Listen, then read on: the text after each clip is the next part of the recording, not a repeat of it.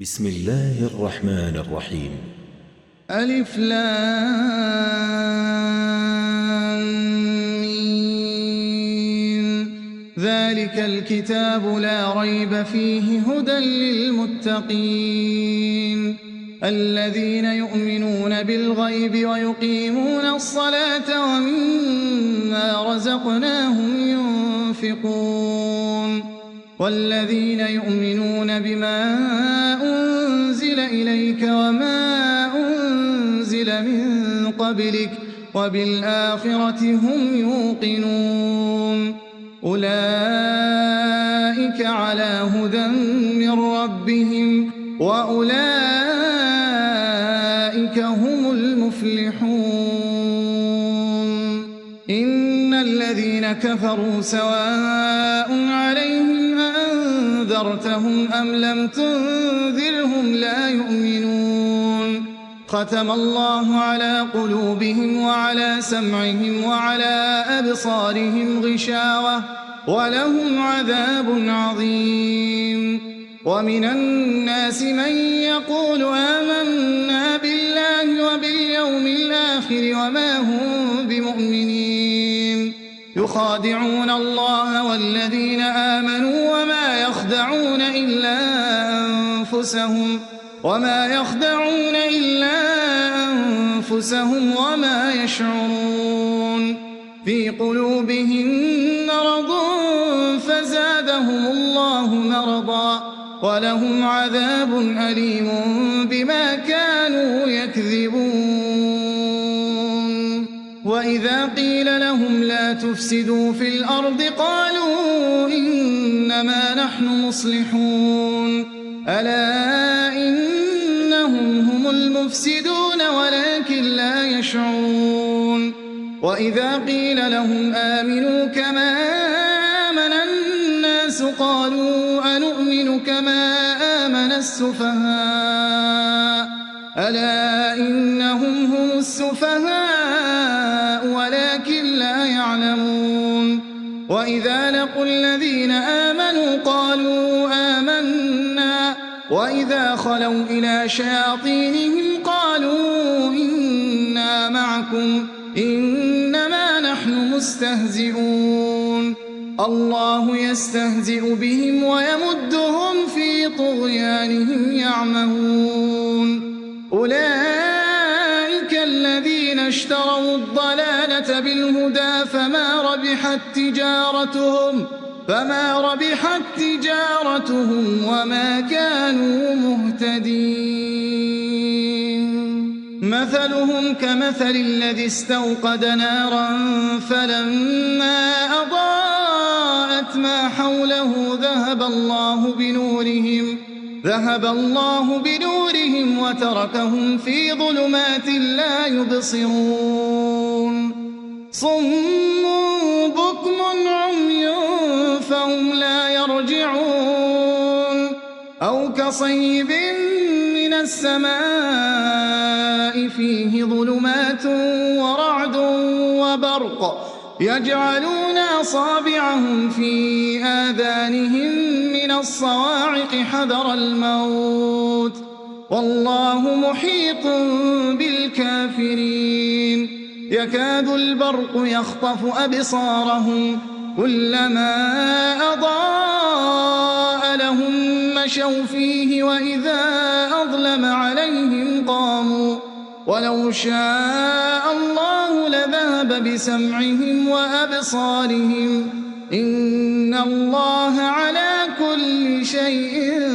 قدير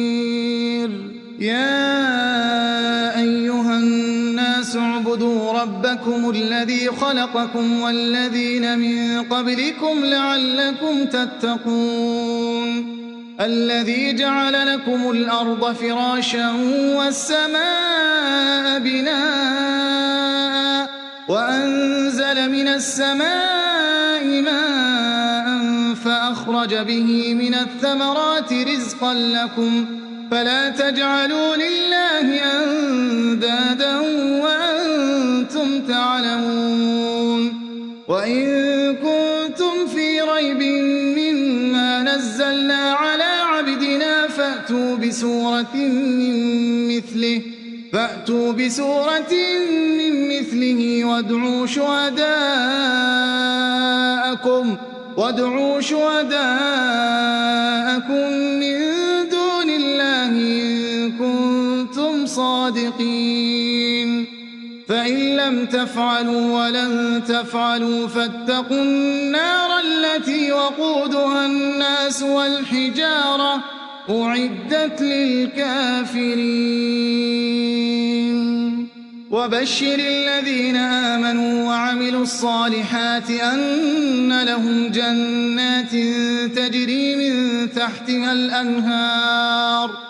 كلما رزقوا منها من ثمرة رزقا قالوا هذا الذي رزقنا من قبل وأتوا به متشابها ولهم فيها أزواج مطهرة وهم فيها خالدون إن الله لا يستحيي أن يضرب مثلا ما بعوضة فما فوقها فأما الذين آمنوا فيعلمون أنه الحق من ربهم وأما الذين كفروا فيقولون ماذا أراد الله بهذا مثلا يضل به كثيرا ويهدي به كثيرا وما يضل به إلا الفاسقين الذين ينقضون عهد الله من بعد ميثاقه ويقطعون ما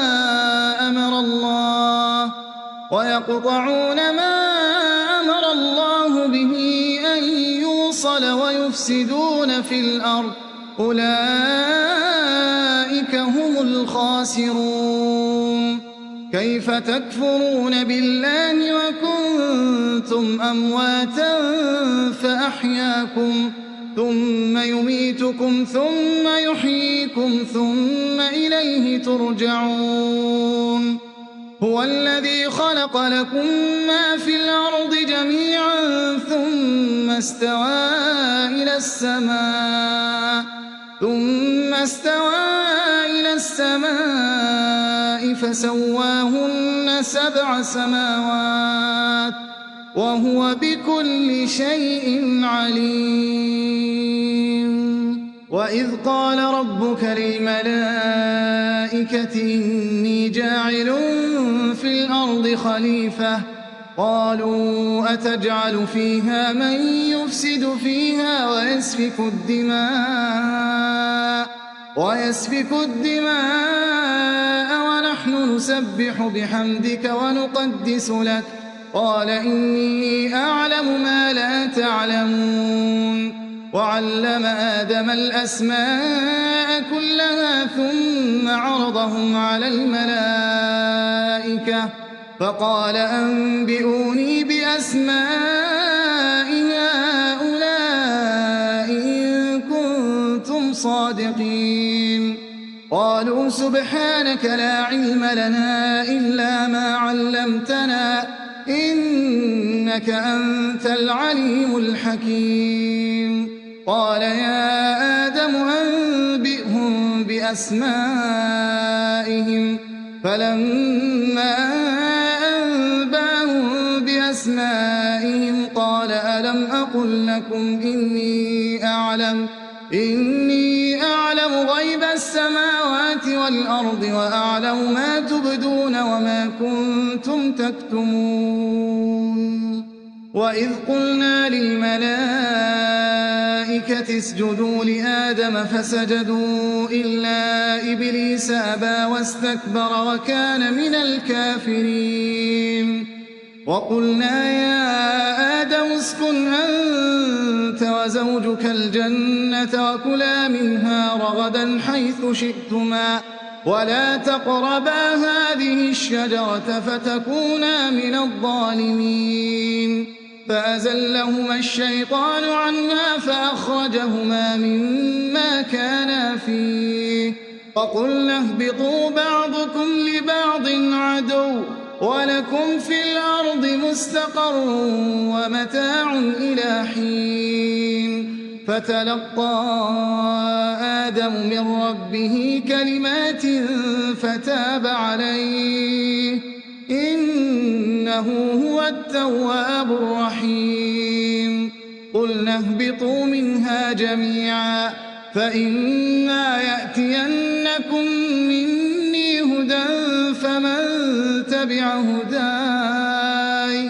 فمن تبع هداي فلا خوف عليهم ولا هم يحزنون والذين كفروا وكذبوا بآياتنا أولئك أصحاب النار هم فيها خالدون يا بني إسرائيل اذكروا نعمتي التي أنعمت عليكم وأوفوا بعهدي أوف بعهدكم وإياي فارهبون وآمنوا بما أنزلت مصدقا لما معكم ولا تكونوا أول كافر به ولا تشتروا بآياتي ثمنا قليلا وإياي فاتقون ولا تلبسوا الحق بالباطل وتكتموا الحق وأنتم تعلمون وأقيموا الصلاة وآتوا الزكاة واركعوا مع الراكعين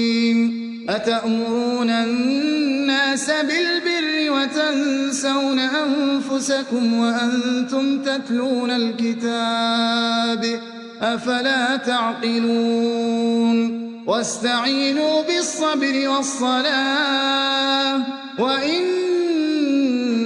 لكبيرة إلا على الخاشعين الذين يظنون أنهم ملاقو ربهم وأنهم إليه راجعون يا بني إسرائيل اذكروا نعمتي التي أنعمت عليكم وأني فضلتكم على العالمين واتقوا يوما لا تجزي نفس عن نفس شيئا ولا يقبل منها شفاعة ولا يؤخذ منها عدل ولا هم ينصرون وإذ نجيناكم من آل فرعون يسومونكم سوء العذاب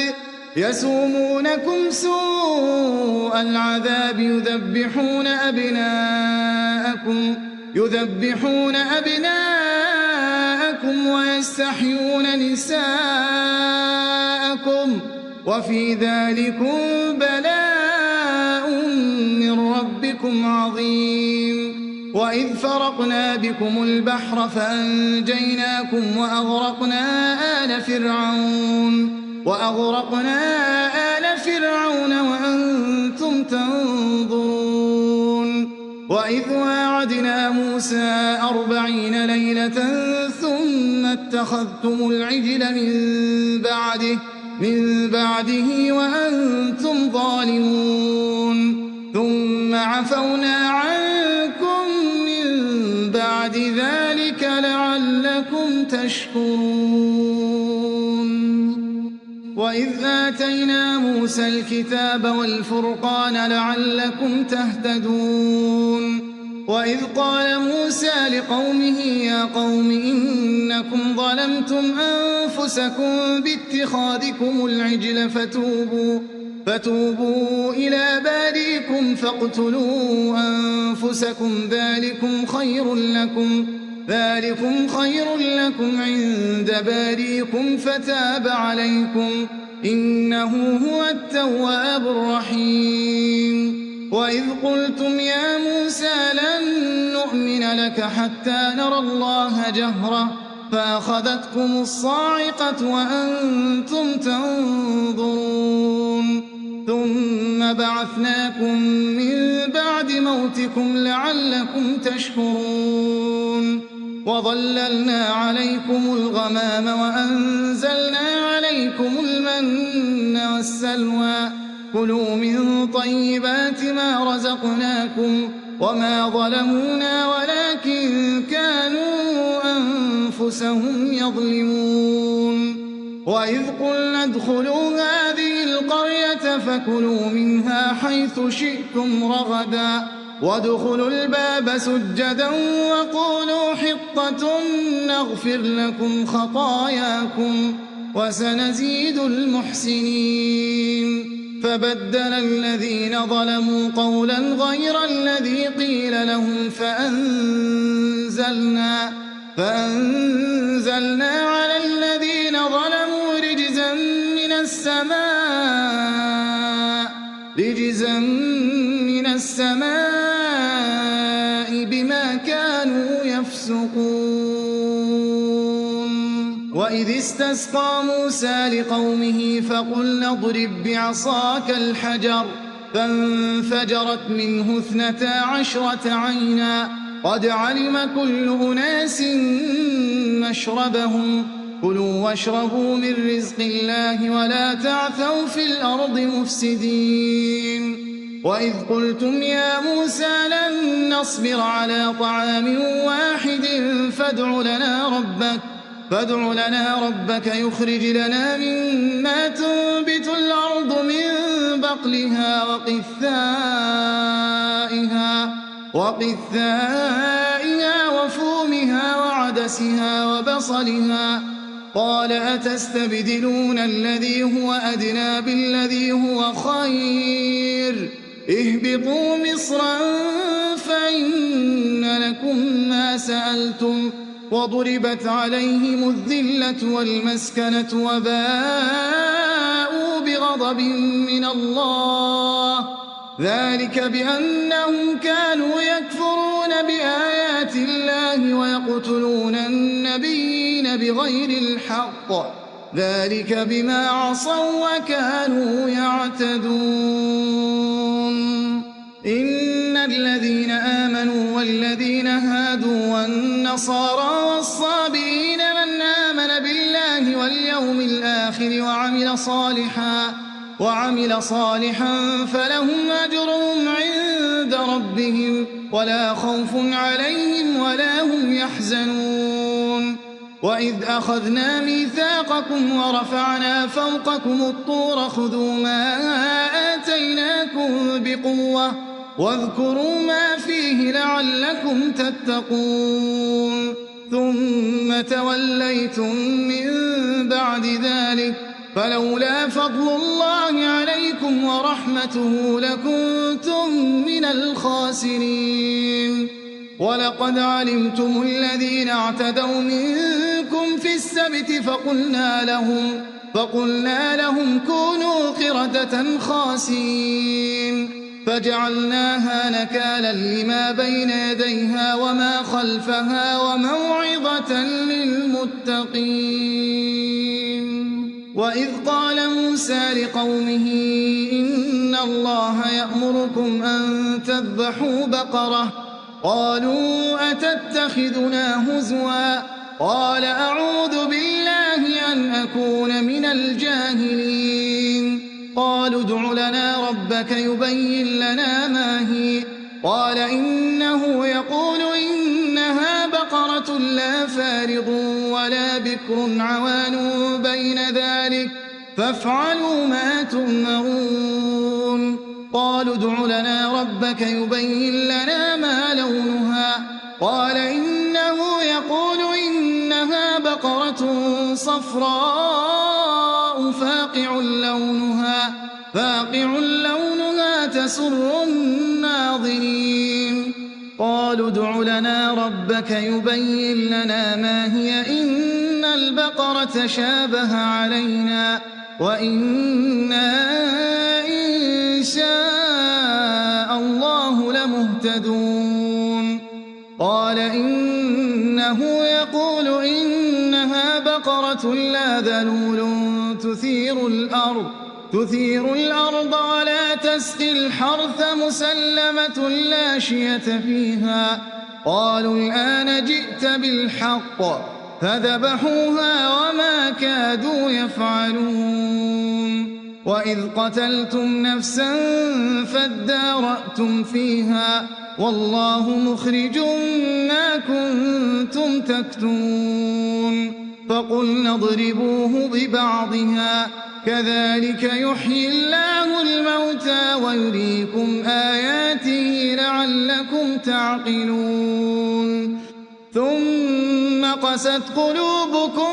من بعد ذلك فهي كالحجارة أو أشد قسوة وإن من الحجارة لما يتفجر منه الأنهار وإن منها لما يشقق فيخرج منه الماء وإن منها لما يهبط من خشية الله وما الله بغافل عما تعملون أفتطمعون أن يؤمنوا لكم وقد كان فريق منهم يسمعون كلام الله ثم يحرفونه من بعد ما عقلوه وهم يعلمون وإذا لقوا الذين آمنوا قالوا آمنا وإذا خلا بعضهم إلى بعض قالوا أتحدثونهم بما فتح الله عليكم ليحاجوكم به عند ربكم أفلا تعقلون أولا يعلمون أن الله يعلم ما يسرون وما يعلنون ومنهم أميون لا يعلمون الكتاب إلا أماني وإن هم إلا يظنون فويل للذين يكتبون الكتاب بأيديهم ثم يقولون هذا من عند الله ليشتروا به ثمنا قليلا فويل لهم مما كتبت أيديهم وويل لهم مما يكسبون وقالوا لن تمسنا النار إلا أياما معدودة قل أتخذتم عند الله عهدا فلن يخلف الله عهده أم تقولون على الله ما لا تعلمون بلى من كسب سيئة وأحاطت به خطيئته فأولئك أصحاب النار هم فيها خالدون والذين آمنوا وعملوا الصالحات أولئك أصحاب الجنة هم فيها خالدون وإذ أخذنا ميثاق بني إسرائيل لا تعبدون إلا الله وبالوالدين إحسانا وذي القربى واليتامى والمساكين وقولوا للناس حسنا وأقيموا الصلاة وآتوا الزكاة ثم توليتم إلا قليلا منكم وأنتم معرضون وإذ أخذنا ميثاقكم لا تسفكون دماءكم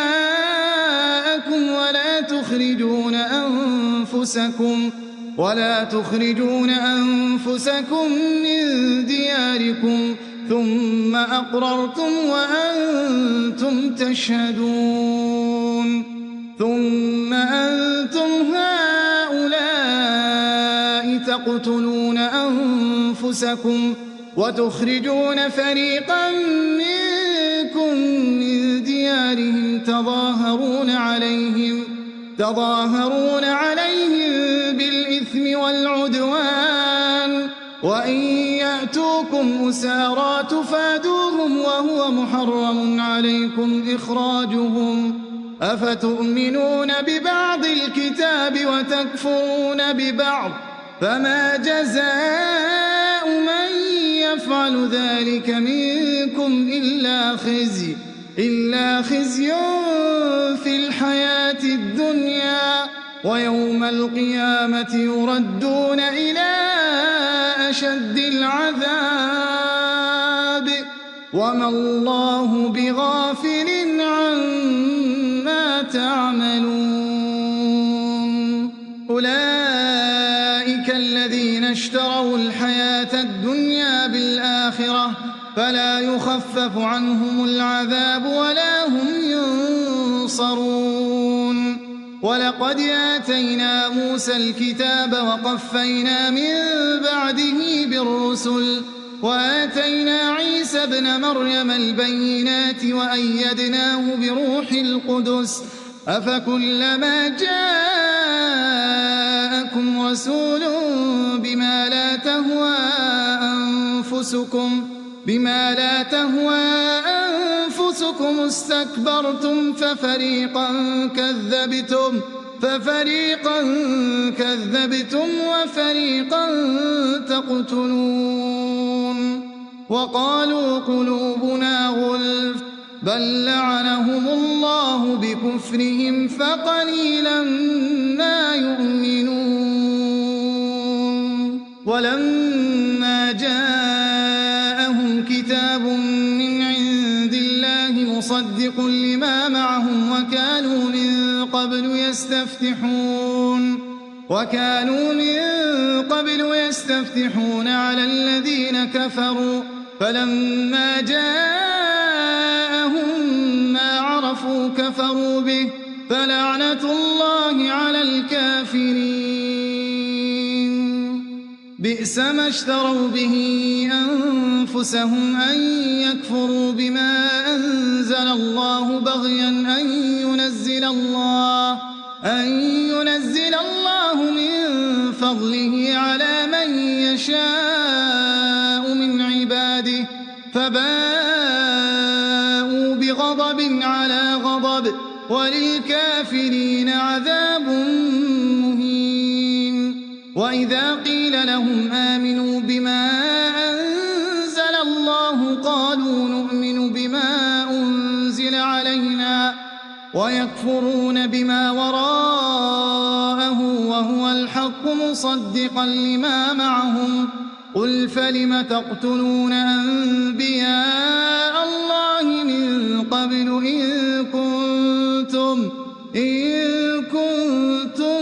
مؤمنين ولقد جاءكم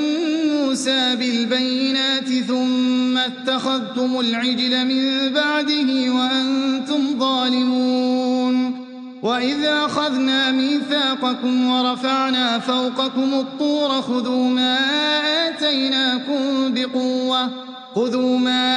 آتيناكم بقوة واسمعوا قالوا سمعنا وعصينا وأشربوا في قلوبهم العجل بكفرهم قل بئس ما يأمركم به إيمانكم إن كنتم مؤمنين قل إن كانت لكم الدار الآخرة عند الله خالصة من دون الناس فتمنوا الموت إن كنتم صادقين ولن يتمنوه أبدا بما قدمت أيديهم والله عليم بالظالمين ولتجدنهم أحرص الناس على حياة ومن الذين أشركوا يود أحدهم لو يعمر 1000 سنة وما هو بمزحزحه من العذاب أن يعمر والله بصير بما يعملون قل من كان عدوا لجبريل فإنه نزله على قلبك بإذن الله مصدقا لما بين يديه وهدى وبشرى للمؤمنين من كان عدوا لله وملائكته ورسله وجبريل وميكال فإن الله عدو للكافرين ولقد أنزلنا إليك آيات بينات وما يكفر بها إلا الفاسقون أوكلما عاهدوا عهدا نبذه فريق منهم بل أكثرهم لا يؤمنون ولما جاءهم رسول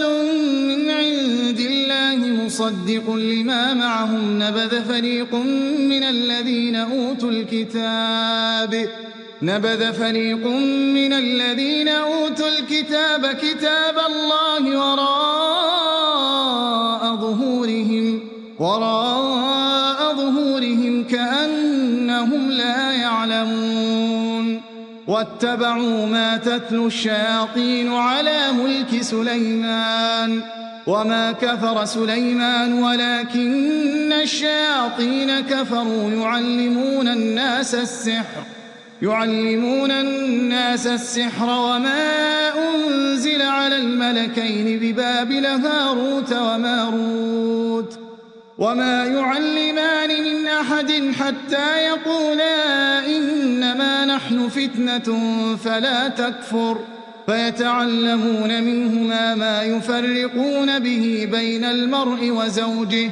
وما هم بضارين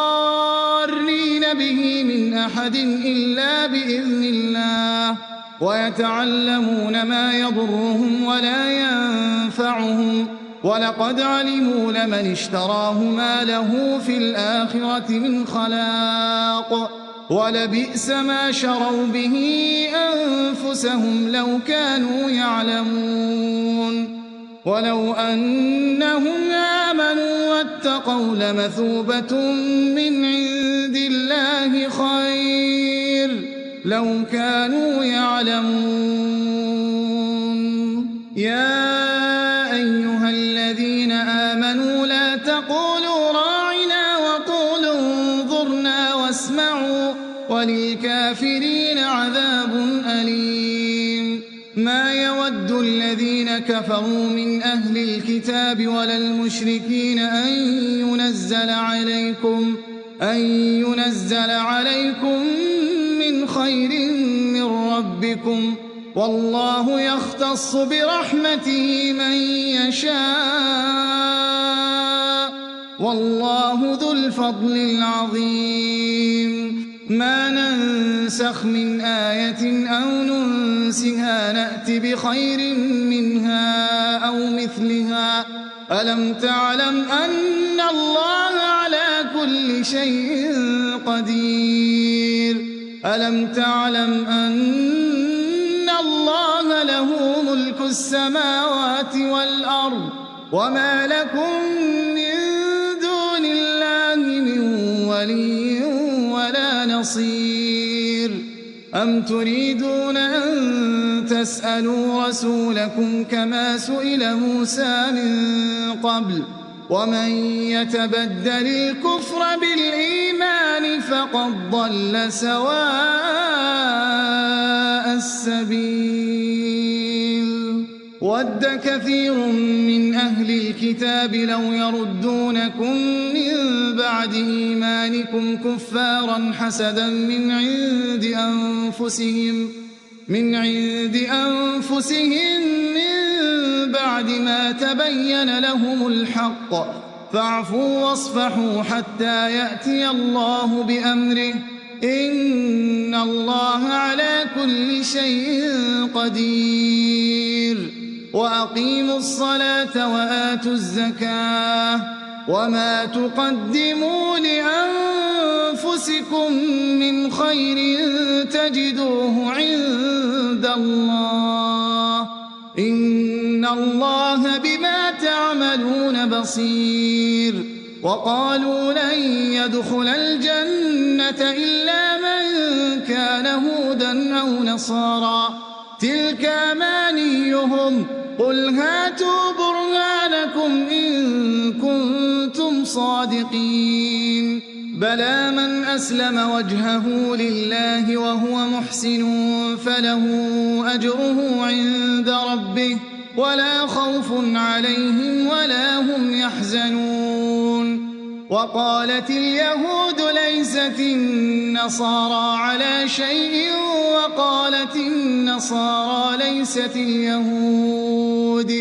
وقالت النصارى ليست اليهود على شيء وهم يتلون الكتاب كذلك قال الذين لا يعلمون مثل قولهم فالله يحكم بينهم يوم القيامة فيما كانوا فيه يختلفون ومن أظلم ممن منع مساجد الله أن يذكر فيها اسمه وسعى في خرابها أولئك ما كان لهم أن يدخلوها إلا خائفين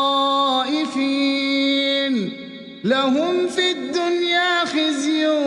ولهم في الآخرة عذاب عظيم ولله المشرق والمغرب فأينما تولوا فثم وجه الله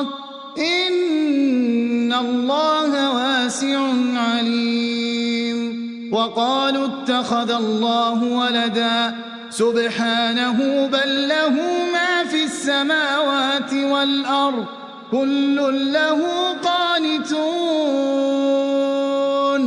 بديع السماوات والأرض وإذا قضى أمرا فإنما يقول له كن فيكون وقال الذين لا يعلمون لولا يكلمنا الله أو تأتينا آية كذلك قال الذين من قبلهم مثل قولهم تشابهت قلوبهم قد بينا الآيات لقوم يوقنون إنا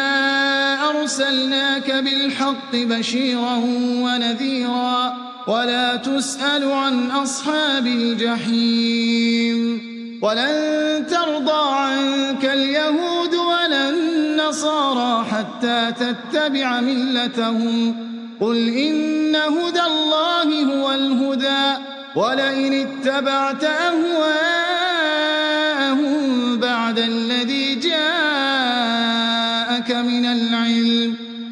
الذي جاءك من العلم ما لك من الله من ولي ولا نصير الذين آتيناهم الكتاب يتلونه حق تلاوته أولئك يؤمنون به ومن يكفر به فأولئك هم الخاسرون يا بني إسرائيل اذكروا نعمتي التي أنعمت عليكم وأني فضلتكم على العالمين واتقوا يوما لا تجزي نفس عن نفس شيئا ولا يقبل منها عدل ولا تنفعها شفاعة ولا هم ينصرون وإذ ابتلى إبراهيم ربه بكلمات فأتمهم قال إني جاعلك للناس إماما قال ومن ذريتي قال لا ينال عهد الظالمين وإذ جعلنا البيت مثابة للناس وأمنا واتخذوا من مقام إبراهيم مصلى وعهدنا إلى إبراهيم وإسماعيل أن طهرا بيتي للطائفين والعاكفين والركع السجود وإذ قال إبراهيم رب اجعل هذا بلدا آمنا وارزق أهله من الثمرات من آمن منهم بالله واليوم الآخر قال ومن كفر فأمتعه قليلا ثم أضطره إلى عذاب وبئس المصير وإذ يرفع إبراهيم القواعد من البيت وإسماعيل ربنا تقبل منا إنك أنت السميع العليم ربنا واجعلنا مسلمين لك ومن ذريتنا أمة مسلمة لك وأرنا مناسكنا وتب علينا إنك أنت التواب الرحيم ربنا وابعث فيهم رسولا منهم يتلو عليهم آياتك ويعلمهم الكتاب والحكمة ويزكيهم إنك أنت العزيز الحكيم ومن يرغب عن ملة إبراهيم إلا من سفه نفسه ولقد اصطفيناه في الدنيا وإنه في الآخرة لمن الصالحين إذ قال له ربه أسلم قال أسلمت لرب العالمين ووصى بها إبراهيم بنيه ويعقوب يا بني إن الله اصطفى لكم الدين فلا تموتن إلا وأنتم مسلمون أم كنتم شهداء إذ حضر يعقوب الموت إذ قال لبنيه ما تعبدون من بعدي قالوا نعبد إلهك وإله آبائك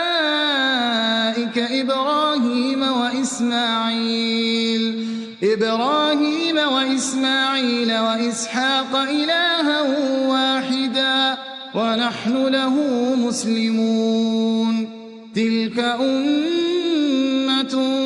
قد خلت لها ما كسبت ولكم ما كسبتم ولا تسألون عما كانوا يعملون وقالوا كونوا هودا أو نصارى تهتدوا قل بل ملة إبراهيم حنيفا وما كان من المشركين قولوا آمنا بالله وما أنزل إلينا وما أنزل إلى إبراهيم وإسماعيل وإسحاق ويعقوب والأسباط وما أوتي موسى وعيسى وما أوتي النبيون من ربهم لا نفرق بين أحد منهم ونحن له مسلمون فإن آمنوا بمثل ما آمنتم به فقد اهتدوا وإن تولوا فإنما هم في شقاق فسيكفيكهم الله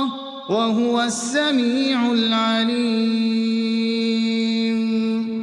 صبغة الله ومن أحسن من الله صبغة ونحن له عابدون قل أتحاجوننا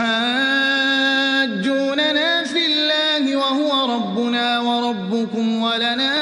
أعمالنا ولكم أعمالكم ونحن له مخلصون أم تقولون إن إبراهيم وإسماعيل وإسحاق ويعقوب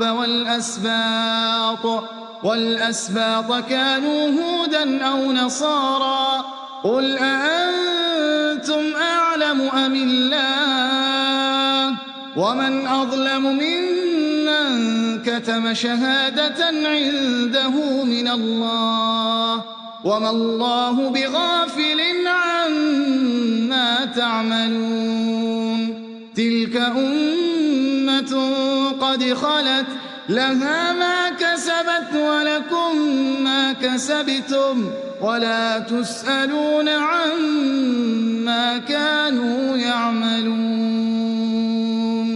سيقول السفهاء من الناس ما ولاهم عن قبلتهم التي كانوا عليها قل لله المشرق والمغرب يهدي من يشاء إلى صراط مستقيم وكذلك جعلناكم أمة وسطا لتكونوا شهداء على الناس ويكون الرسول عليكم شهيدا وما جعلنا القبلة التي كنت عليها إلا لنعلم من يتبع الرسول ممن ينقلب على عقبيه وإن كانت لكبيرة إلا على الذين هدى الله وما كان الله ليضيع إيمانكم إن الله بالناس لرؤوف رحيم قد نرى تقلب وجهك في السماء فلنولينك قبلة ترضاها فول وجهك شطر المسجد الحرام وحيث ما كنتم فولوا وجوهكم شطره وإن الذين أوتوا الكتاب ليعلمون أنه الحق من ربهم وما الله بغافل عما يعملون ولئن أتيت الذين أوتوا الكتاب بكل آية ما تبعوا قبلتك وما أنت بتابع قبلتهم وما بعضهم بتابع قبلة بعض ولئن اتبعت أهواءهم من بعد ما جاءك من العلم إنك إذا لمن الظالمين الذين آتيناهم الكتاب يعرفونه كما يعرفون أبناءهم وإن فريقا منهم ليكتمون الحق وهم يعلمون الحق من ربك فلا تكونن من الممترين ولكل وجهة هو موليها فاستبقوا الخيرات أينما تكونوا يأت بكم الله جميعا إن الله على كل شيء قدير ومن حيث خرجت فول وجهك شطر المسجد الحرام وإنه للحق من ربك وما الله بغافل عما تعملون ومن حيث خرجت فول وجهك شطر المسجد الحرام وحيث ما كنتم فولوا وجوهكم شطره لئلا يكون للناس عليكم حجة إلا الذين ظلموا منهم فلا تخشوهم واخشوني ولأتم نعمتي عليكم ولعلكم تهتدون كما أرسلنا فيكم رسولا منكم يتلو عليكم آياتنا ويزكيكم ويعلمكم الكتاب والحكمة ويعلمكم ما لم تكونوا تعلمون فاذكروني أذكركم واشكروا لي ولا تكفرون يا أيها الذين آمنوا استعينوا بالصبر والصلاة إن الله مع الصابرين ولا تقولوا لمن يقتل في سبيل الله أموات بل أحياء ولكن لا تشعرون ولنبلونكم بشيء من الخوف والجوع ونقص من الأموال والأنفس والثمرات وبشر الصابرين الذين إذا أصابتهم مصيبة قالوا إنا لله وإنا إليه راجعون أولئك عليهم صلوات من ربهم ورحمة وأولئك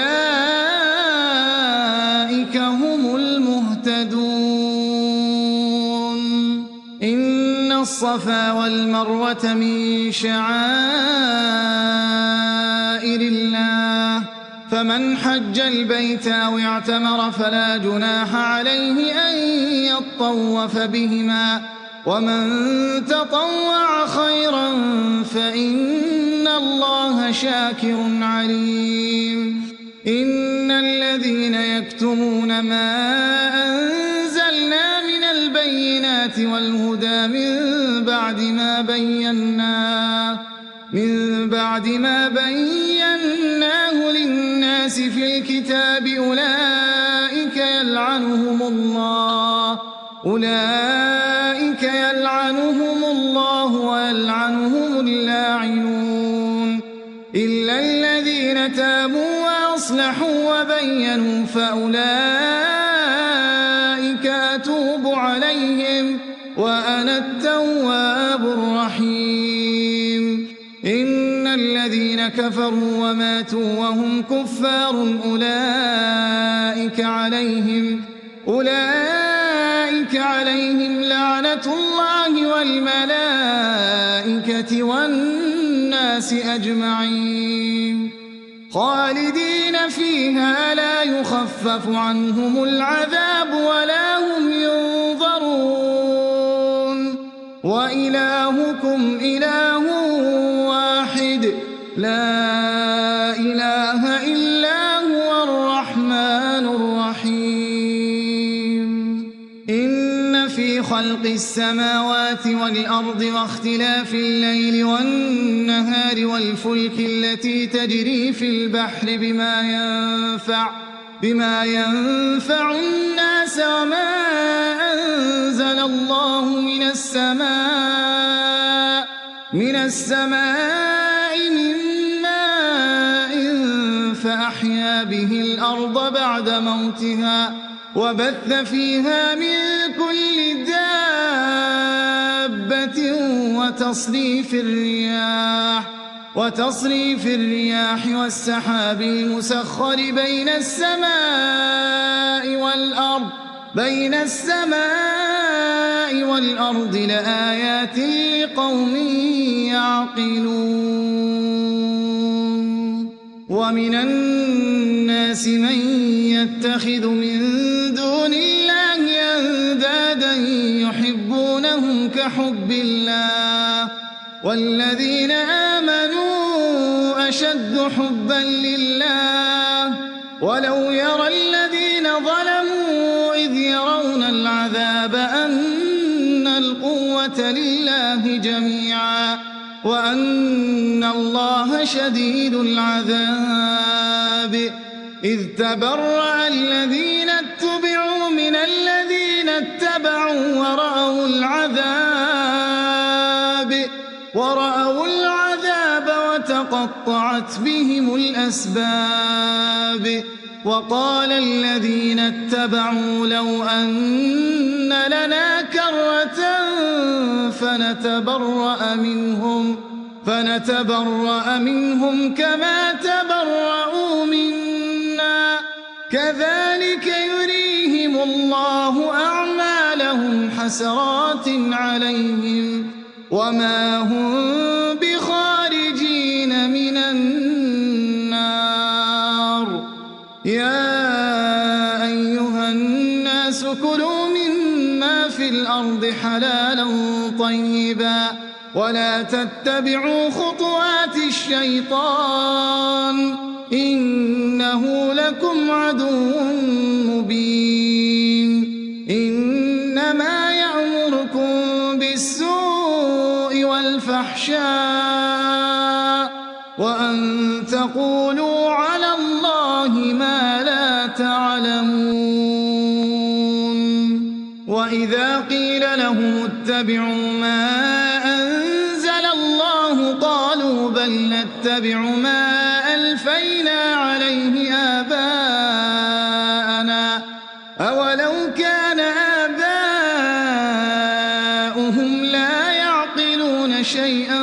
ولا يهتدون ومثل الذين كفروا كمثل الذي ينعق بما لا يسمع إلا دعاء ونداء صم بكم عمي فهم لا يعقلون يا أيها الذين آمنوا كلوا من طيبات ما رزقناكم واشكروا لله إن كنتم إياه تعبدون إنما حرم عليكم الميتة والدم ولحم الخنزير وما أهل به لغير الله فمن اضطر غير باغ ولا عاد فلا إثم عليه إن الله غفور رحيم إن الذين يكتمون ما أنزل الله من الكتاب ويشترون به ثمنا قليلا أولئك ما يأكلون في بطونهم إلا النار ولا يكلمهم الله يوم القيامة ولا يزكيهم ولهم عذاب أليم أولئك الذين اشتروا الضلالة بالهدى والعذاب بالمغفرة فما أصبرهم على النار ذلك بأن الله نزل الكتاب بالحق وإن الذين اختلفوا في الكتاب لفي شقاق بعيد ليس البر أن تولوا وجوهكم قبل المشرق والمغرب ولكن البر من آمن بالله واليوم الآخر والملائكة والكتاب والنبيين وآتى المال على حبه ذوي القربى واليتامى والمساكين وابن السبيل والسائلين وفي الرقاب وأقام الصلاة وآتى الزكاة والموفون بعهدهم إذا عاهدوا والصابرين في البأساء والضراء وحين البأس أولئك الذين صدقوا وأولئك هم المتقون يا أيها الذين آمنوا كتب عليكم القصاص في القتلى الحر بالحر والعبد بالعبد والأنثى بالأنثى فمن عفي له من أخيه شيء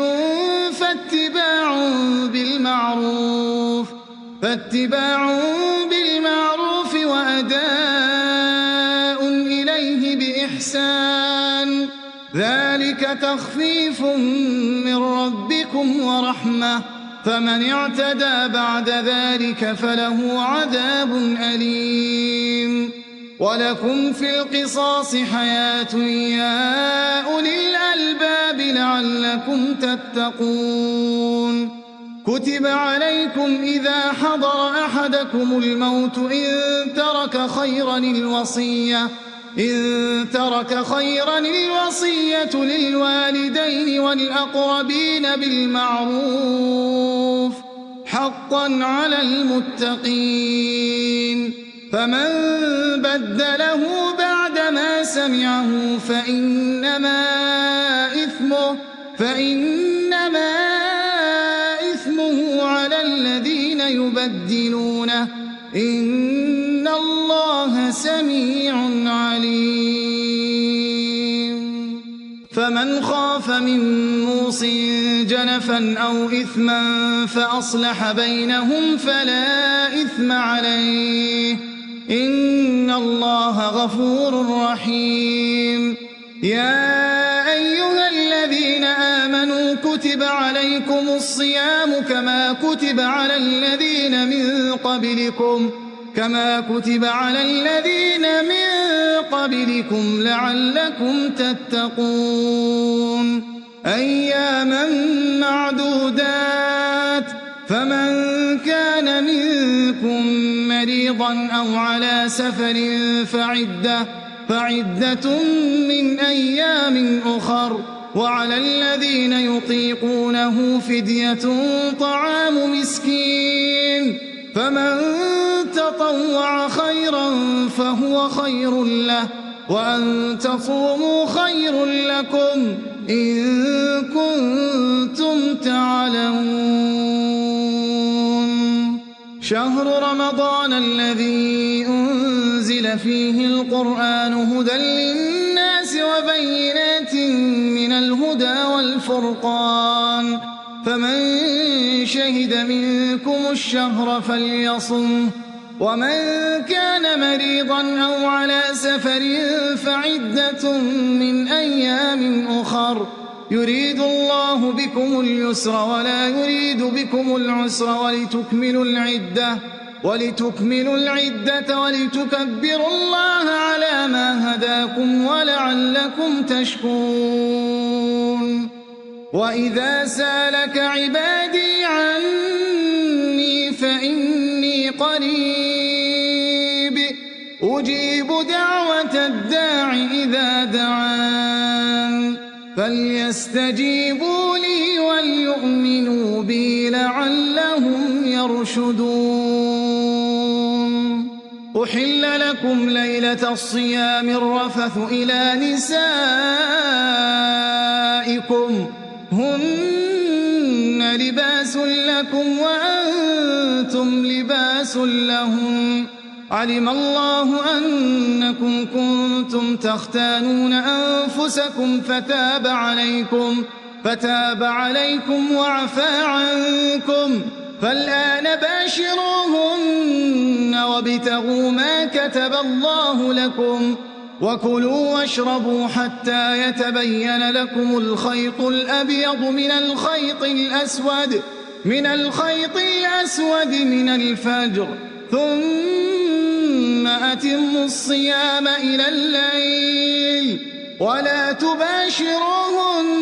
وأنتم عاكفون في المساجد، تلك حدود الله فلا تقربوها، كذلك يبين الله آياته للناس لعلهم يتقون. ولا تأكلوا أموالكم بينكم بالباطل وتدلوا بها إلى الحكام لتأكلوا فريقا من أموال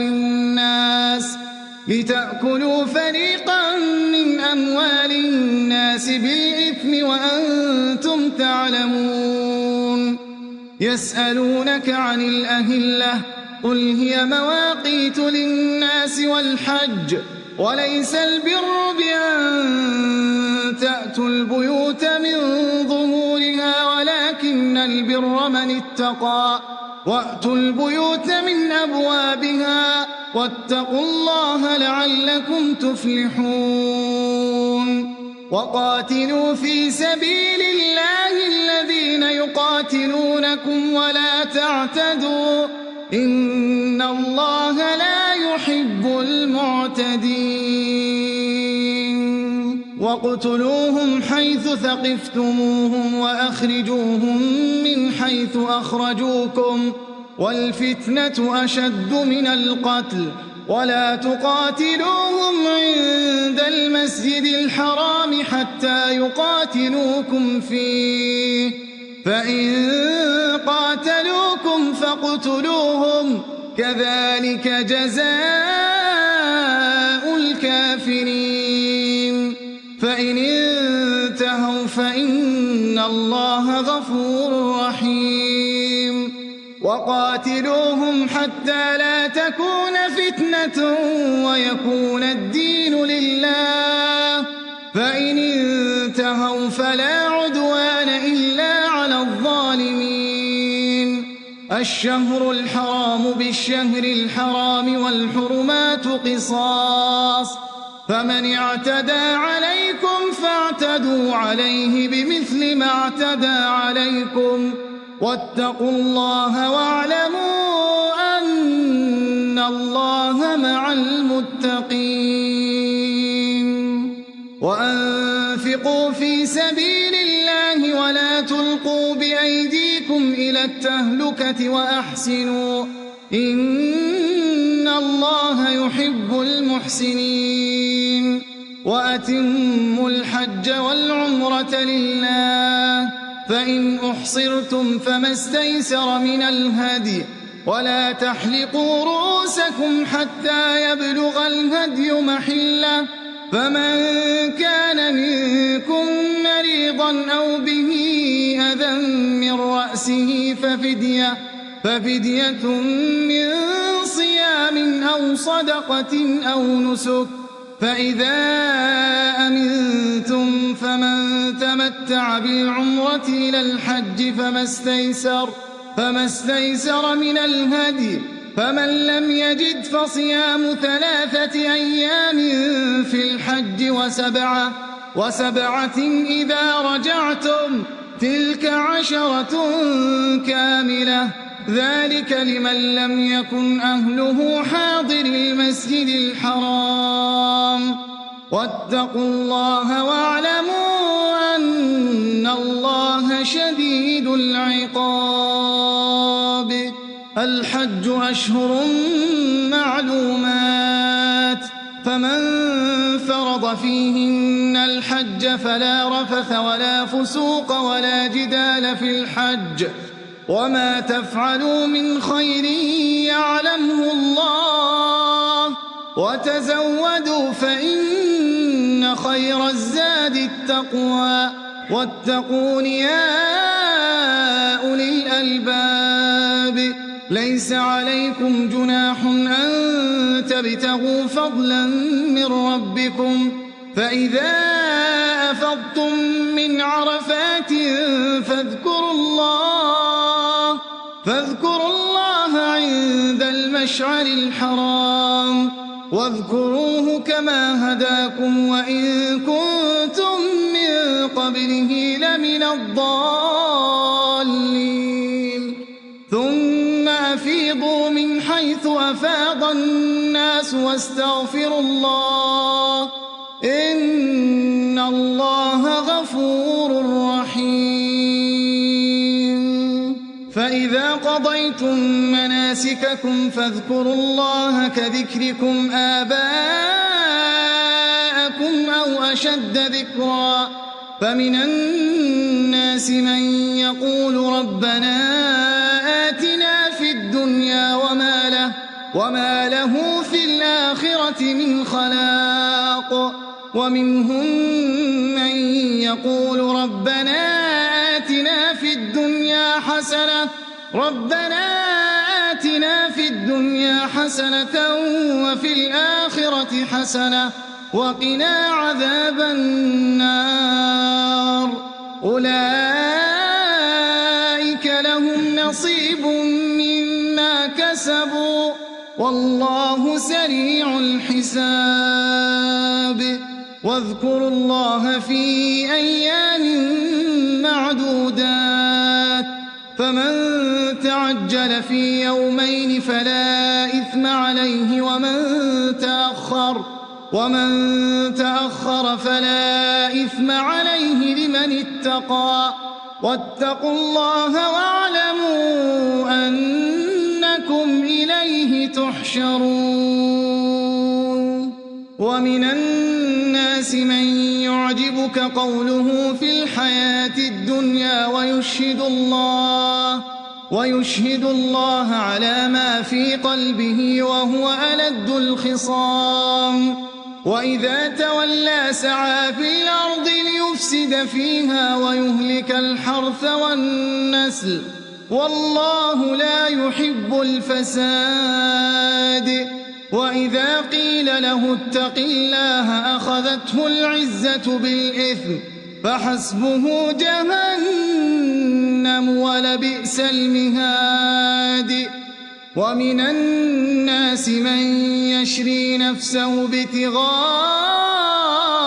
مرضات الله، والله رؤوف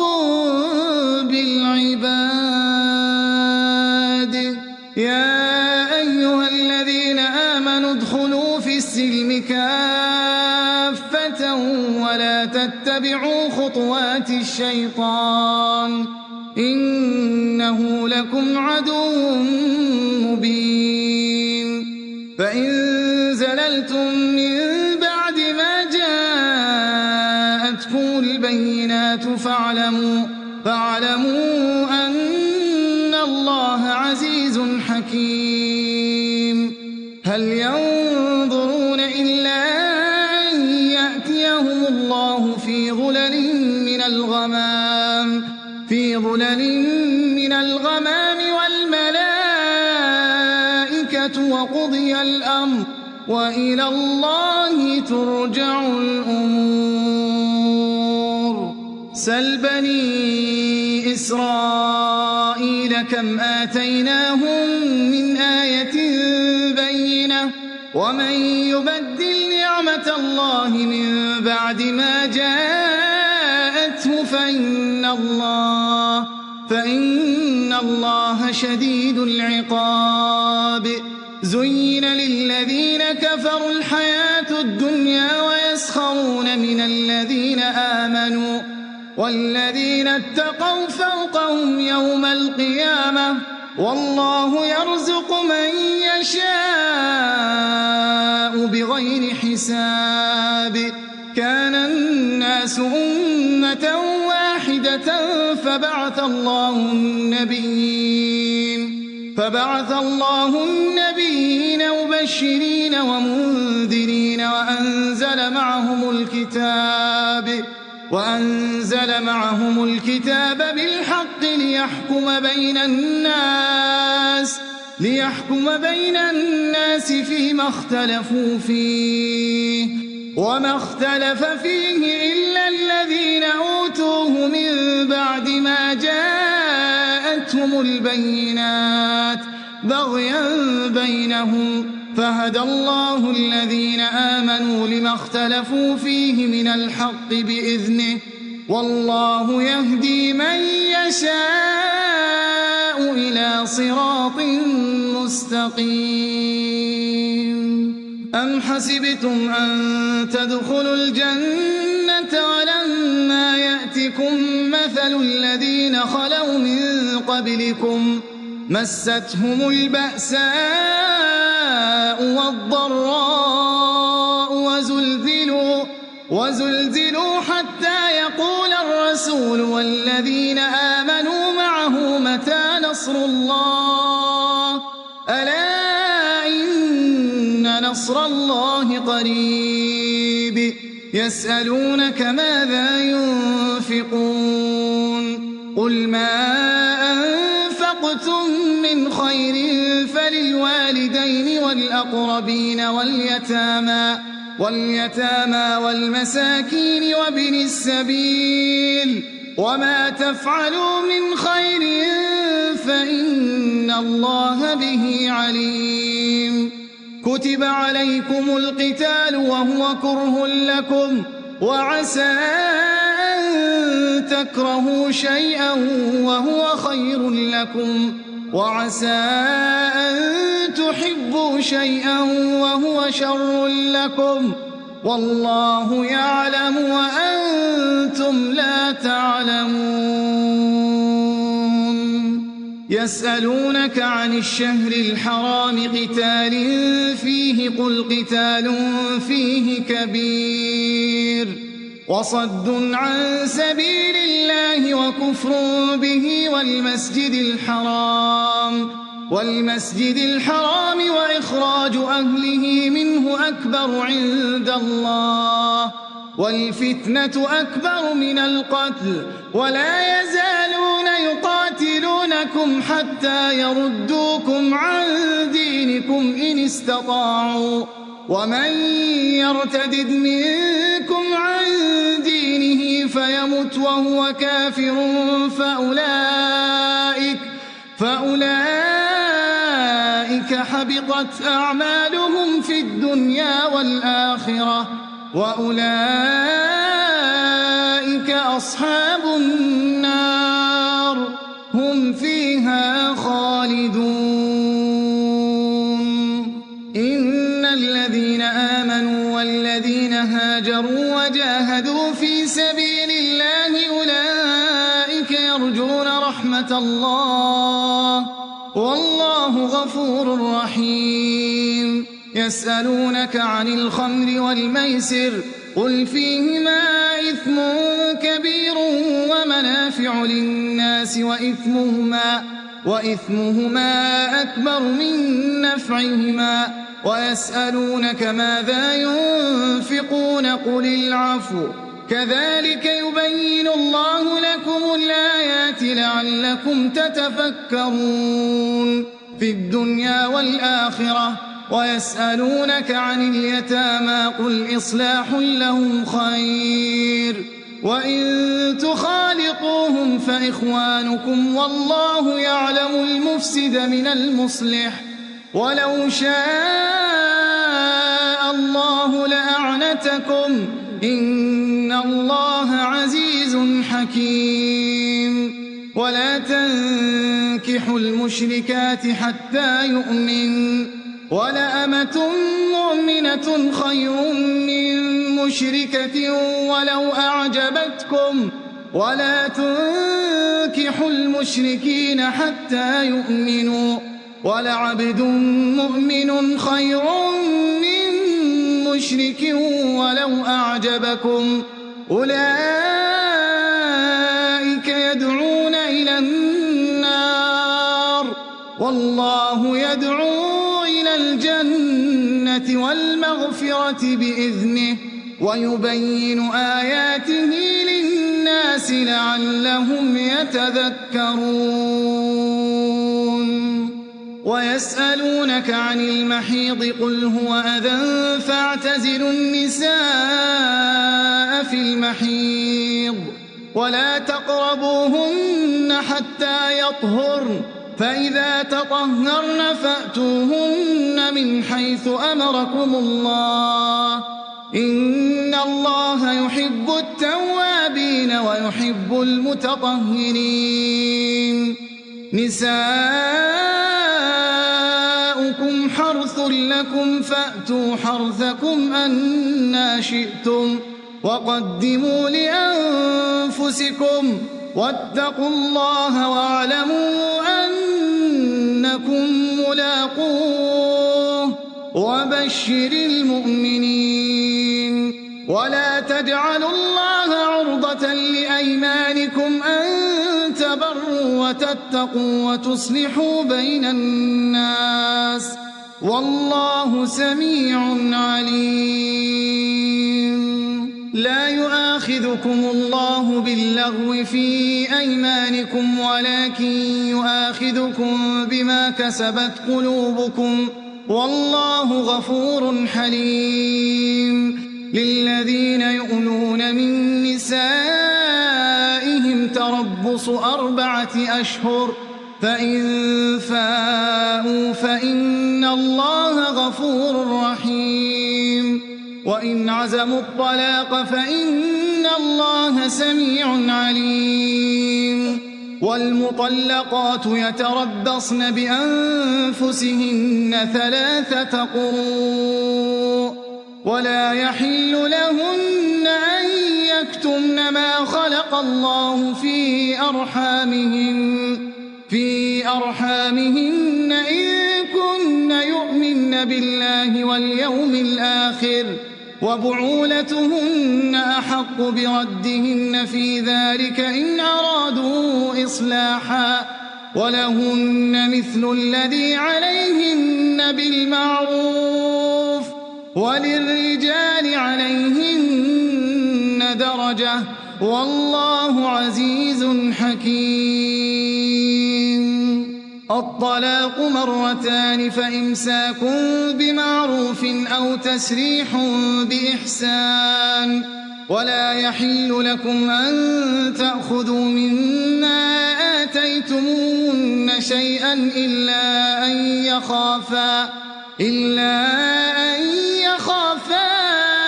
ألا يقيما حدود الله، فإن خفتم ألا يقيما حدود الله فلا جناح عليهما فيما افتدت به، تلك حدود الله فلا تعتدوها، ومن يتعد حدود الله فأولئك هم الظالمون. فإن طلقها فلا تحل له من بعد حتى تنكح زوجا غيره، فإن طلقها فلا جناح عليهما أن يتراجعا إن ظنا أن يقيما حدود الله، وتلك حدود الله يبينها لقوم يعلمون. وإذا طلقتم النساء فبلغن أجلهن فأمسكوهن بمعروف أو سرحوهن بمعروف، ولا تمسكوهن ضرارا لتعتدوا، ومن يفعل ذلك فقد ظلم نفسه. ولا تتخذوا آيات الله هزوا، واذكروا نعمة الله عليكم وما أنزل عليكم من الكتاب والحكمة يعظكم به، واتقوا الله واعلموا أن الله بكل شيء عليم. وإذا طلقتم النساء فبلغن أجلهن فلا تعضلوهن أن ينكحن أزواجهن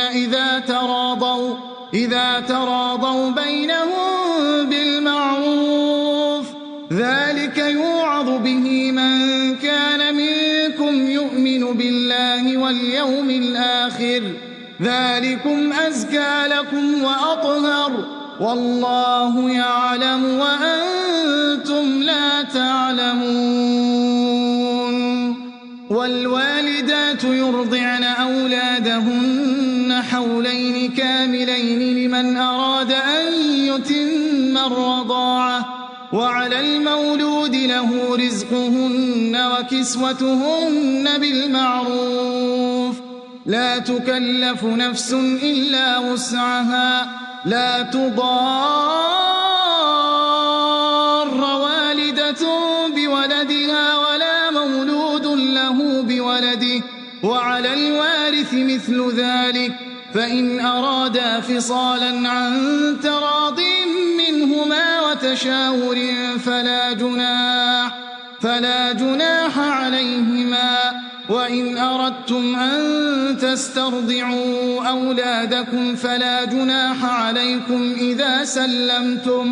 إذا سلمتم ما آتيتم بالمعروف، واتقوا الله واعلموا أن الله بما تعملون بصير. والذين يتوفون منكم ويذرون أزواجا يتربصن بأنفسهن 4 أشهر و10، فإذا بلغن أجلهن فلا جناح عليكم فيما فعلن في أنفسهن بالمعروف، والله بما تعملون خبير. ولا جناح عليكم فيما عرضتم به من خطبة النساء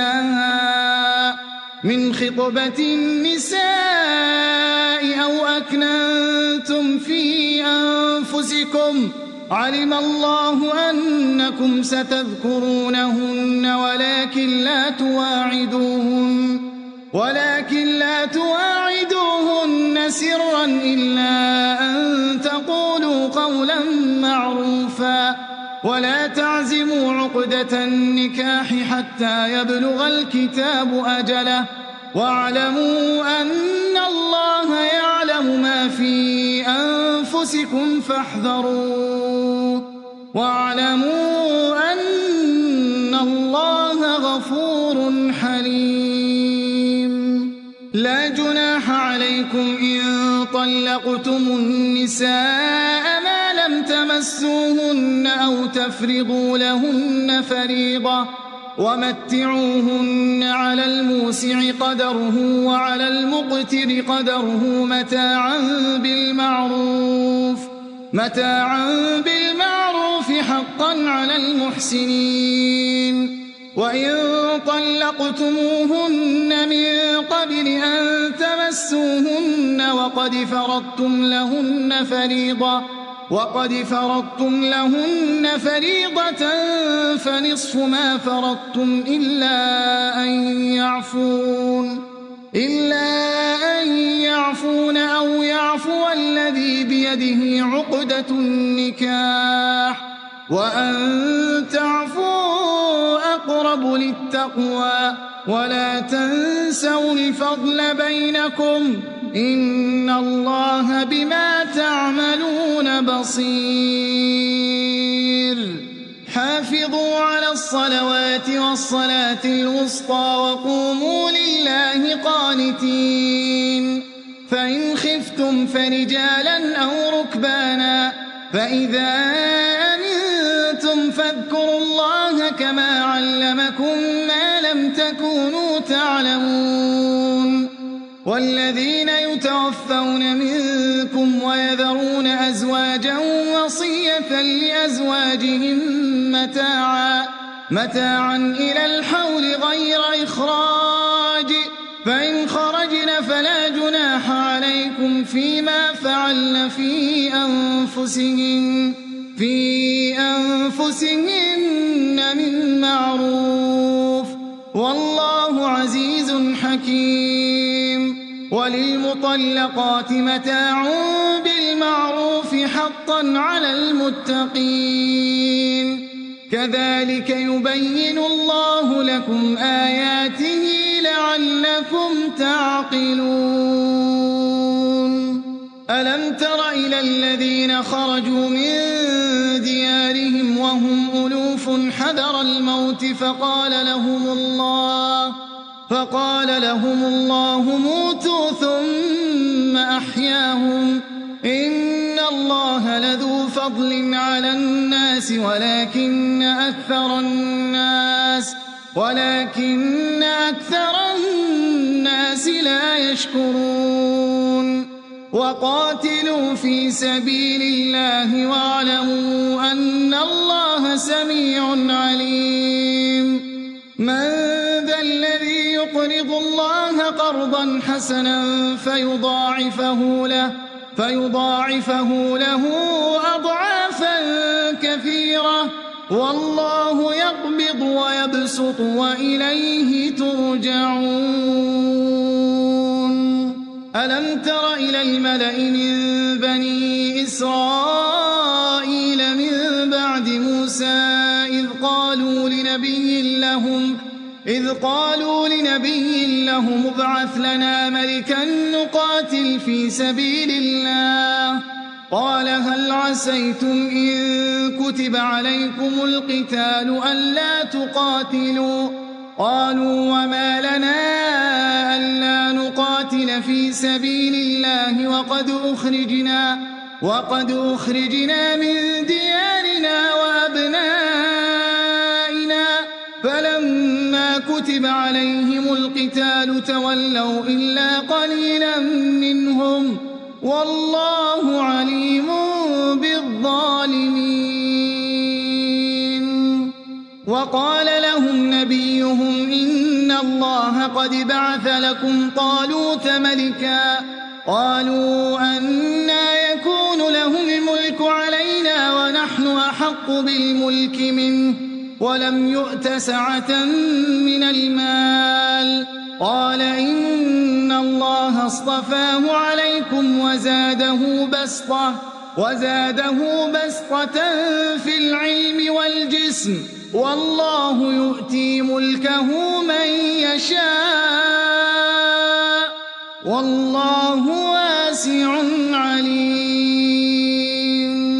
وقال لهم نبيهم إن آية ملكه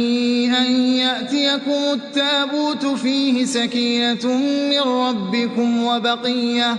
وبقية مما ترك آل موسى وآل هارون تحمله الملائكة إن في ذلك لآية لكم إن كنتم مؤمنين. فلما فصل طالوت بالجنود قال إن الله مبتليكم بنهر فمن شرب منه فليس مني ومن لم يطعمه فإنه مني إلا من اغترف غرفة بيده فشربوا منه إلا قليلا منهم. فلما جاوزه هو والذين آمنوا معه قالوا لا طاقة لنا اليوم بجالوت وجنوده. قال الذين يظنون أنهم ملاقو الله كم من فئة قليلة غلبت فئة كثيرة بإذن الله والله مع الصابرين. ولما برزوا لجالوت وجنوده قالوا ربنا أفرغ علينا صبرا وثبت أقدامنا وانصرنا على القوم الكافرين. فهزموهم بإذن الله وقتل داود جالوت وآتاه الله الملك والحكمة وعلمه مما يشاء. ولولا دفع الله الناس بعضهم ببعض لفسدت الأرض ولكن الله ذو فضل على العالمين. تلك آيات الله نتلوها عليك بالحق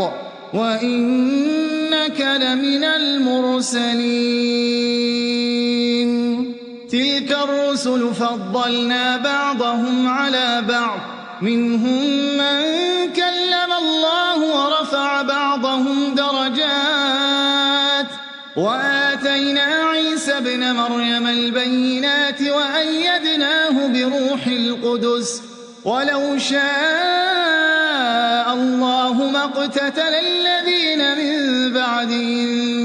بعد ما جاءتهم البينات ولكن اختلفوا فمنهم من آمن ومنهم من كفر. ولو شاء الله ما اقتتلوا ولكن الله يفعل ما يريد. يا أيها الذين آمنوا أنفقوا مما رزقناكم من قبل أن يأتي يوم لا بيع فيه ولا خلة ولا شفاعة والكافرون هم الظالمون. الله لا إله إلا هو الحي القيوم لا تأخذه سنة ولا نوم له ما في السماوات وما في الأرض. من ذا الذي يشفع عنده إلا بإذنه يعلم ما بين أيديهم وما خلفهم ولا يحيطون بشيء من علمه يشاء وسع كرسيه السماوات والأرض ولا يؤوده حفظهما وهو العلي العظيم لا إكراه في الدين قد تبين الرشد من الغي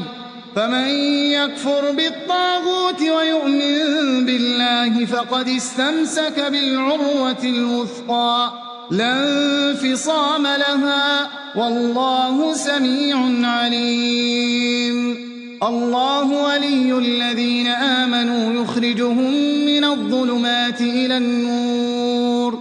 والذين كفروا أولياؤهم الطاغوت يخرجونهم من النور إلى الظلمات أولئك أصحاب النار هم فيها خالدون ألم تر إلى الذي حاج إبراهيم في ربه أن آتاه الله الملك إذ قال إبراهيم ربي الذي يحيي ويميت قال أنا أحيي وأميت قال إبراهيم فإن الله يأتي بالشمس من المشرق فأت بها من المغرب فبهت الذي كفر والله لا يهدي القوم الظالمين أو كالذي مر على قرية وهي خاوية على عروشها قال أنى يحيي هذه الله بعد موتها فأماته الله 100 عام ثم بعثه قال كم لبثت قال لبثت يوما أو بعض يوم قال بل لبثت 100 عام فانظر إلى طعامك وشرابك لم يتسنه وانظر إلى حمارك ولنجعلك آية للناس وانظر إلى العظام كيف ننشزها ثم نكسوها لحما فلما تبين له قال أعلم أن الله على كل شيء قدير وإذ قال إبراهيم رب أرني كيف تحيي الموتى قال أولم تؤمن قال بلى ولكن ليطمئن قلبي قال فخذ 4 من الطير فصرهن إليك ثم اجعل على كل جبل منهن جزءا ثم ادعهن يأتينك سعيا واعلم أن الله عزيز حكيم مثل الذين ينفقون أموالهم في سبيل الله كمثل حبة أنبتت 7 سنابل في كل سنبلة 100 حبة والله يضاعف لمن يشاء والله واسع عليم الذين ينفقون أموالهم في سبيل الله ثم لا يتبعون ما أنفقوا منا ولا أذى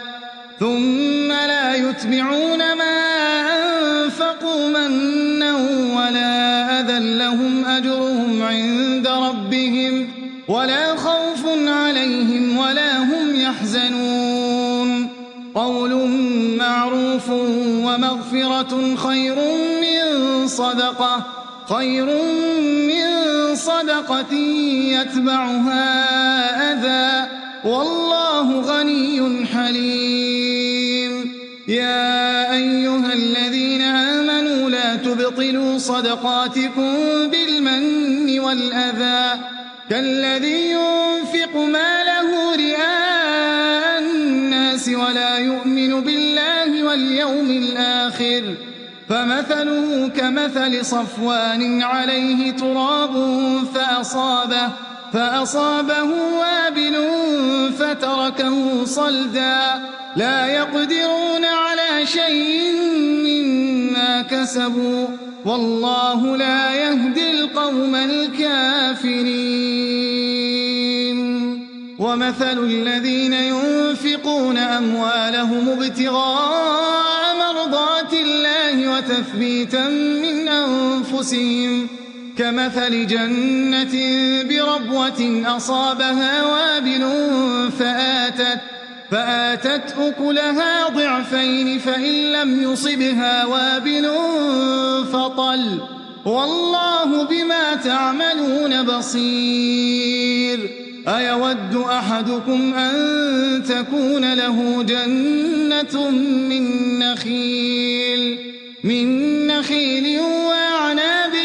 تجري من تحتها الأنهار له فيها من كل الثمرات وأصابه الكبر وله ذرية ضعفاء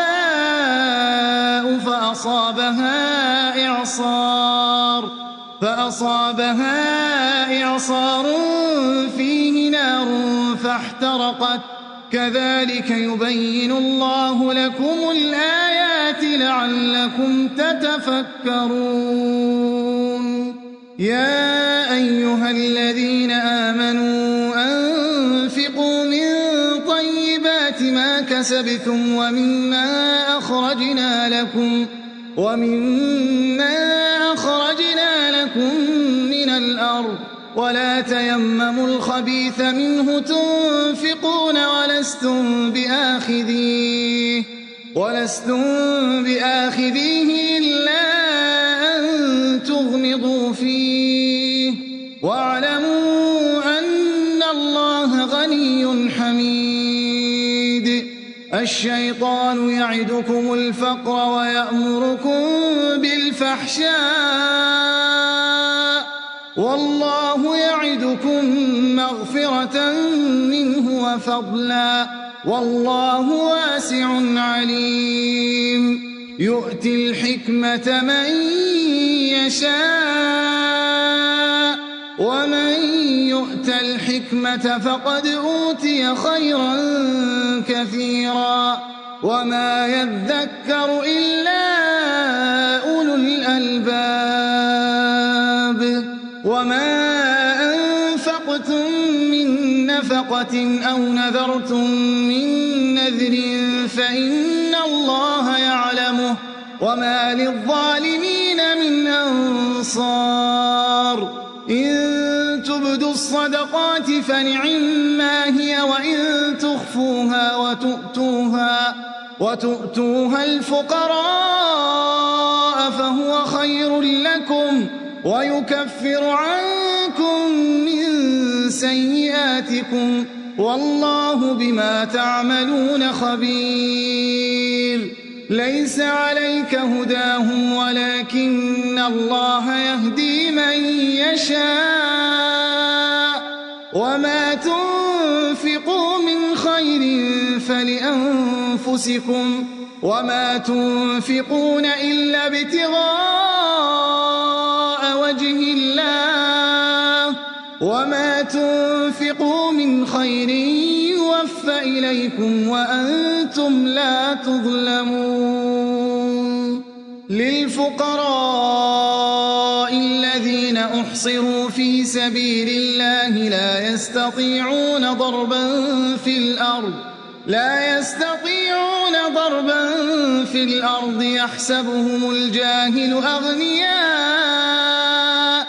يحسبهم الجاهل أغنياء من التعفف تعرفهم بسيماهم لا يسألون الناس إلحافا وما تنفقوا من خير فإن الله به عليم الذين ينفقون أموالهم بالليل والنهار سرا وعلانية فلهم أجرهم عند ربهم ولا خوف عليهم ولا هم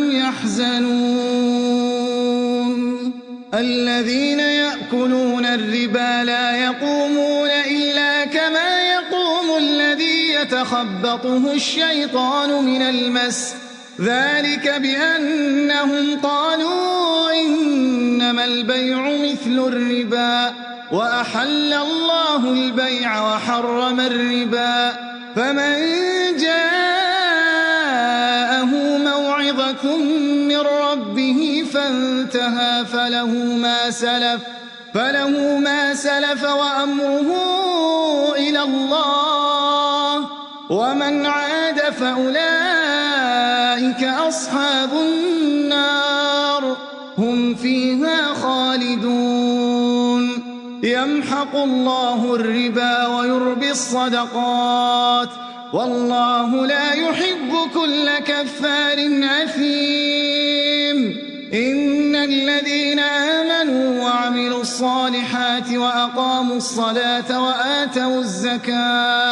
وآتوا الزكاة لهم أجرهم عند ربهم ولا خوف عليهم ولا هم يحزنون يا أيها الذين آمنوا اتقوا الله وذروا ما بقي من الربا إن كنتم مؤمنين فإن لم تفعلوا فأذنوا بحرب من الله ورسوله وإن تبتم فلكم رؤوس أموالكم لا تظلمون ولا تظلمون وإن كان ذو عسرة فنظرة إلى ميسرة وأن تصدقوا خير لكم إن كنتم تعلمون واتقوا يوما ترجعون فيه إلى الله ثم توفى كل نفس ما كسبت وهم لا يظلمون يا أيها الذين آمنوا إذا تداينتم بدين إلى أجل مسمى فاكتبوه وليكتب بينكم كاتب بالعدل ولا يأب كاتب أن يكتب كما علمه الله فليكتب وليملل الذي عليه الحق وليتق الله ربه ولا يبخس منه شيئا فإن كان الذي عليه الحق سفيها أو ضعيفا أو لا يستطيع أن يمل هو فليملل وليه بالعدل واستشهدوا شهيدين من رجالكم فإن لم يكونا رجلين فرجل وامرأتان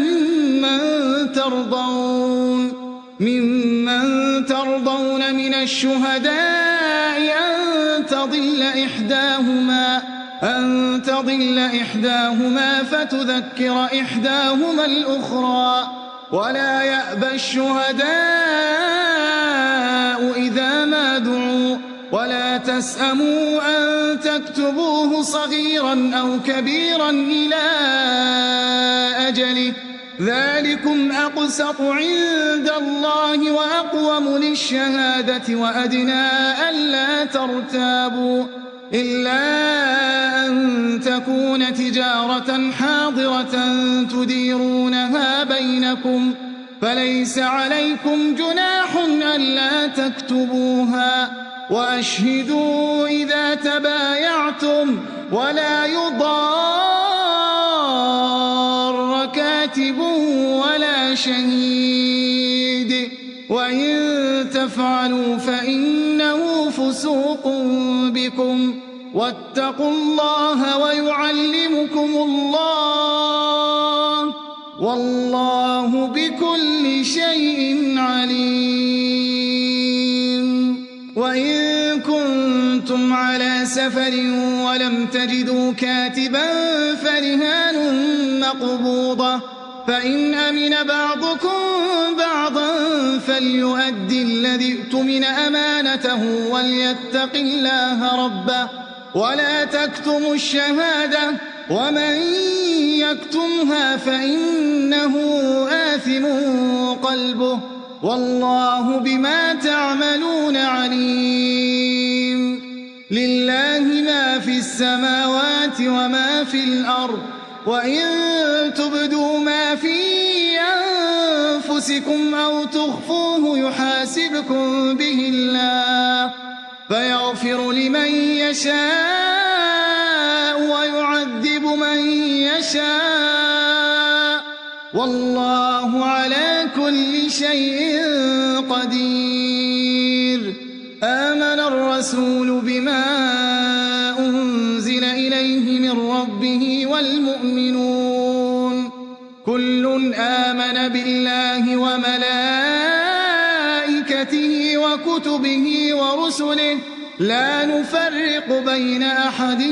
من رسله وقالوا سمعنا وأطعنا غفرانك ربنا وإليك المصير لا يكلف الله نفسا إلا وسعها لها ما كسبت وعليها ما اكتسبت ربنا لا تؤاخذنا إن نسينا أو أخطأنا ربنا ولا تحمل علينا إصرا كما حملته على الذين من